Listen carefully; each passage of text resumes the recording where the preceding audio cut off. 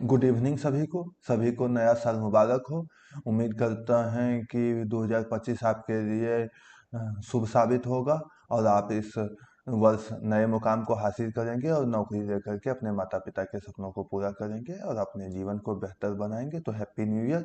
चलिए आज का सिलेबस शुरू करते हैं और उम्मीद करते हैं कि आपने कल का होमवर्क कंप्लीट कर लिया होगा। आज हम हैं एसएससी जीडी टारगेट बेस्ड 10वें दिन पहुंचते हुए आप देख चुके हैं कि आपका एंशियंट हिस्ट्री खत्म हो चुका है। मिडिएवल हिस्ट्री लगभग 70% 20% खत्म होने पर है।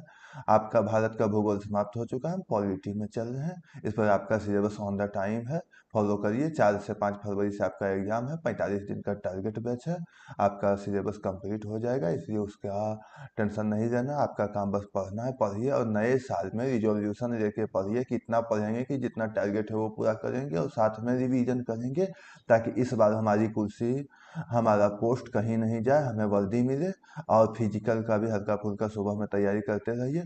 बहुत जगहों पर ठंड बढ़ गया, उससे हिफाजत कीजिए, लेकिन ठंड बढ़ने के कारण पढ़ाई नहीं छोड़ना है, आपको पढ़ते रहना है। तो चलिए आज का सिलेबस शुरू करते हैं। आज हम हैं मुगल साम्राज्य में।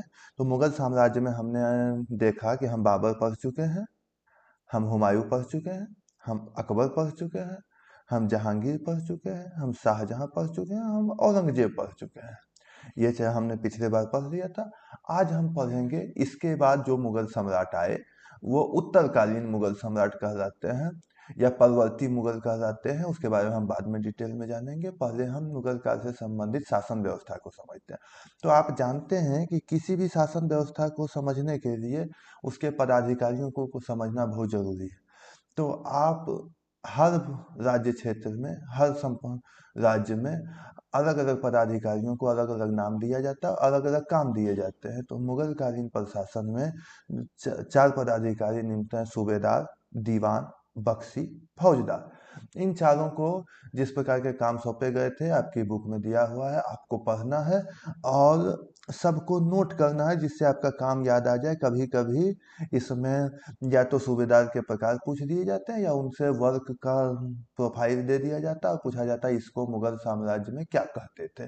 तो आप ये नोट कर लेंगे, आपके बुक में अच्छे से बेहतरीन ढंग से दिया हुआ है। उसके बाद हम समझेंगे मुगल कालीन या कालीन, तसा मिसटाइप हो गया है, मुगल कालीन लगान व्यवस्था।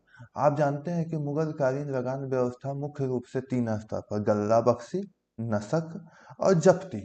और जब हम अकबर का पढ़ेंगे तो अकबर के लगान व्यवस्था में टोडरमल द्वारा सौंपा गया लगान व्यवस्था, जो कि शेरशाह सूरी से प्रेरित था, उसका अहम योगदान है। लेकिन यहाँ पर 3 प्रमुख लगान व्यवस्थाएं थी: गल्ला बख्शी, नकस और जब्ती। इसे हम पढ़ लेंगे कि किस प्रकार के लगान व्यवस्था को क्या कहते थे। उसके बाद हम समझेंगे भूमि के प्रकार। भूमि के प्रकार को मुगल काल में मुख्यतः 4 भागों में बांटा गया था। 4 भाग में: पहला पोलज, दूसरा परती, तीसरा चाचल और चौथा बंजर। पूर्वज मुख्य रूप से जिसमें रेगुलर कृषि होती थी उसे कहते थे, और कुछ भूमियों को पूर्वज के क्षेत्र में रखा गया था। परती, जिसे एक साल कृषि या खेती होती थी और एक साल छोड़ दिया जाता था, उसे परती भूमि कहते थे। जिस जमीन पर 3 या 4 साल में एक बार खेती होती थी उसे चाचल कहते थे। और एकदम यूजलेस भूमि को, जिस पर कृषि ऑलमोस्ट पॉसिबल नहीं था, उसे हम बंजर भूमि कहते थे। ये आपको डिटेल में पढ़ लेना। उसके बाद हम पढ़ेंगे किसानों के प्रकार। किसानों के प्रकार में हम देखेंगे कि किसानों को मुख्य रूप से 3 भाग में बांटा गया था। पहले भाग है खुद कास्ट, दूसरा है पाही कास्ट और तीसरा है मुजालियन। इन तीनों के प्रकार समझेंगे, इसे क्यों कहते थे और किनको क्या कहते थे ये समझेंगे। आपके बुक में डिटेल से दिया हुआ है, हम इसे पढ़ेंगे। और आज पॉलिटी में आप जानते हैं कि हमारा भारत का संविधान शुरू हो चुका है। तो भारत के संविधान में हम संवैधानिक विकास देख रहे हैं। संवैधानिक विकास में इसके पूर्व के संवैधानिक विकास हम देख चुके थे। आज हम हैं 1833 का शासन अधिनियम। 1833 के शासन अधिनियम में आपको पता है कि 1813 के शासन अधिनियम में कंपनी के अधिकार को 20 साल के लिए बढ़ा दिया गया था, एक अधिकार को 20 वर्ष के लिए बढ़ा दिया गया था और 1 लाख रुपया शिक्षा पर खर्च करने के लिए मंजूरी दी गई थी। जबकि 1833 का जब संशोधन हुआ तो इसमें कंपनी के एक अधिकार को व्यापारिक एकाधिकार को पूर्णतः समाप्त कर दिया गया और वहाँ के सारे नागरिकों को भारत में व्यापार करने के लिए खुला मार्ग घोषित कर दिया गया। अब बंगाल के गवर्नर जनरल को भारत का गवर्नर जनरल कहा जाने लगा। बंगाल के गवर्नर जनरल को भारत का गवर्नर जनरल कहा जाने लगा। आपको इसमें कमेंट में बताना है कि बंगाल का अंतिम गवर्नर जनरल और भारत का प्रथम गवर्नर जनरल कौन था, दोनों एक ही शख्स था। ये आपको कमेंट करके बताना है। और इसी अधिनियम के तहत 1843 ईस्वी में दास प्रथा का उन्मूलन हुआ। इसमें एक क्वेश्चन आपका बहुत फेमस से आता है कि दासों का मुक्तिदाता किसे कहते हैं, दासों का मुक्तिदाता किसे कहते हैं, ये आप कमेंट बताइए। इसका आंसर मैं कल बता दूंगा और ये बता दूंगा कितने बच्चों ने सही जवाब दिया। उसके बाद हम देखते हैं 1853 का भारत शासन अधिनियम। इसमें कार्यपालिका और विधायिका शक्तियों का विभाजन कर दिया गया, जो 2 भाग में मुख्य रूप से था, राजस्व और प्रशासनिक। अब प्रशासनिक कार्यों को 2 भाग में विभाजित कर दिया गया, पहला कार्यपालिका और दूसरी विधायिका की शक्तियों का विभाजन कर दिया गया। भारत के लिए अलग से एक विधान परिषद नियुक्त किया गया और सिविल सर्विसेज की शुरुआत की गई। आपको पता है कि सिविल सर्विसेज की शुरुआत 1853 के भारत शासन अधिनियम के द्वारा ही की गई और यह पारित किया गया कि किसी भी व्यक्ति के जाति, धर्म या जन्म स्थान के नाम पर इसमें भेदभाव नहीं किया जाएगा। उसके बाद हम पढ़ते हैं 1858 का भारत शासन अधिनियम। 1858 का जब भारत शासन अधिनियम जब आप पढ़ते हैं तो आपको याद होना चाहिए कि इससे जस्ट 1 साल पहले 1857 में प्रथम भारतीय स्वतंत्रता संग्राम हुआ था। तो 1858 का जो भारत शासन अधिनियम था वह मुख्य रूप से 1857 की क्रांति से प्रेरित होकर के ही लाया गया था, भारतीय जनमानस के क्रोध को शांत करने के लिए, उसमें कुछ समन्वय की भावना को लाने के लिए अधिनियम लाया गया। इस अधिनियम के द्वारा ईस्ट इंडिया कंपनी को पूर्णतः समाप्त कर दिया गया और भारत को सीधे क्राउन के हाथों में ले लिया गया, सीधे क्राउन के अंतर ले लिया गया और ईस्ट इंडिया कंपनी को पूर्णतः समाप्त कर दिया गया। ब्रिटेन में एक नए पद भारत सचिव का सृजन किया गया, जिसे भारत मंत्री भी कहते थे। आप इसको जान लीजिए कि इसे भारत मंत्री भी कहते हैं थे, भारत मंत्री भी कहते हैं। और गवर्नर जनरल को अब वायसराय कहा जाने लगा, गवर्नर जनरल को अब वायसराय कहा जाने लगा।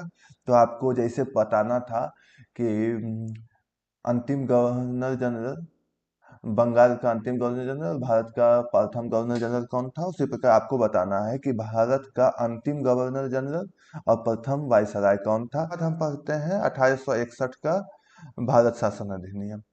1861 के भारत शासन अधिनियम में मुख्य रूप से 1858 के भारत शासन अधिनियम को ही विस्तारित किया गया या इसकी खामियों को दूर करने का प्रयास किया गया। इसमें विकेंद्रीकरण की शुरुआत की गई, सत्ता का विकेंद्रीकरण किया गया। 3 नए विधायिक निकाय बनाए गए। आप जानते हैं कि पूरा भारत अभी तक क्राउन क्षेत्र बंगाल से ऑपरेट होता था। अब यहाँ बंगाल, उत्तर पश्चिम सीमा प्रांत और पंजाब 3 क्षेत्रों में विभाजित कर दिया गया। उसके बाद आगे आप पढ़ेंगे भारत परिषद अधिनियम 1892। इसमें प्रतिनिधित्व का सिद्धांत लाया गया, हमने भारतीय जनता के कुछ प्रतिनिधित्व को चुना गया, उन्हें प्रश्न पूछने के अधिकार दिए गए और विधान परिषद की संख्या बढ़ा करके 16 कर दी गई, विधान परिषद की संख्या बढ़ा करके 16 कर दी गई। उसके बाद जब हम पढ़ते हैं तो आता है भारत शासन अधिनियम। भारत शासन अधिनियम को हम मालवीय मिंटो सुधार के नाम से भी जानते हैं, भारत सचिव मालवीय और यहाँ मिंटो थे।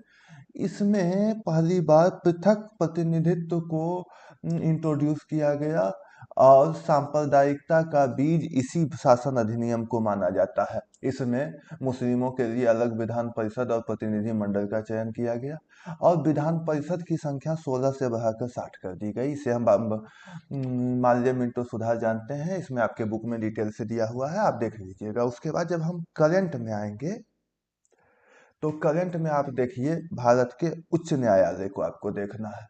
जब भारत के उच्च न्यायालय को आप देखते हैं तो आपको देखना है भारत में कुल कितने उच्च न्यायालय हैं, कितने राज्य ऐसे हैं जहां एक से ज्यादा उच्च न्यायालय है, और कितने उच्च न्यायालय ऐसे हैं जो एक से ज्यादा राज्यों को कवर करते हैं। इसका उच्च न्यायालय का आप डिटेल देख लेंगे। और देखेंगे ब्रांड एम्बेसडर। आप जानते हैं कि बड़ी बड़ी कंपनियां क्रिकेटर्स को, अभिनेताओं को, अभिनेत्रियों को आदि लोगों को अपना ब्रांड एम्बेसडर बनाती है। इस प्रकार कुछ कुछ राज्य क्षेत्र भी अपने पर्यटन और राज्य के बढ़ावा के लिए अभिनेताओं या क्रिकेटरों को अपना ब्रांड एम्बेसडर बनाते हैं। तो कुछ ब्रांड एम्बेसडर, कुछ कंपनियों के ब्रांड एम्बेसडर, कुछ राज्यों के ब्रांड एम्बेसडर आपके बुक में डिटेल से दिया हुआ है, आपको वो देख लेना है। 2 से 3 बार पढ़िएगा, आपको याद हो जाएगा, उसके लिए टेंशन नहीं लेना है। अब आगे देखते हैं प्रश्नोत्तर संग्रह। प्रश्नोत्तर संग्रह में आप देखते हैं कि आप मई के आधे भाग को कर चुके हैं, यानी हमारा जनवरी हो गया, फरवरी हो गया, मार्च हो गया, अप्रैल हो गया, मई के हम आधे भाग में हैं। तो जब हम मई के आधे भाग में हैं तो इसे हम कर लेंगे। और वस्तुनिष्ठ प्रश्न करंट अफेयर्स में हमने 400 तक देख लिया, अब हम 401 से 450 तक जाएंगे। इस प्रकार हमारा टॉपिक वाइज, प्रश्नोत्तर वाइज और वस्तुनिष्ठ को देखते हुए टोटल रिवीजन होते चलेगा। उसके बाद भी हम 2 से 3 बार इसे पढ़ेंगे और साथ में प्रैक्टिस सेट मारेंगे। आप लोग प्रैक्टिस सेट का प्रैक्टिस कर रहे हैं कि नहीं, टाइप करके बताइए, और मार्क्स क्या आ रहा है उसे भी बताइए। और इसी तरह क्लास फॉलो करने के लिए सेवार्थ क्लासेस को सब्सक्राइब कर लीजिए। मैथ और रीजनिंग के लिए सन्नी सर को फॉलो कीजिए, और न्यू नोटिफिकेशन के लिए बेल आइकन को प्रेस कीजिए। धन्यवाद।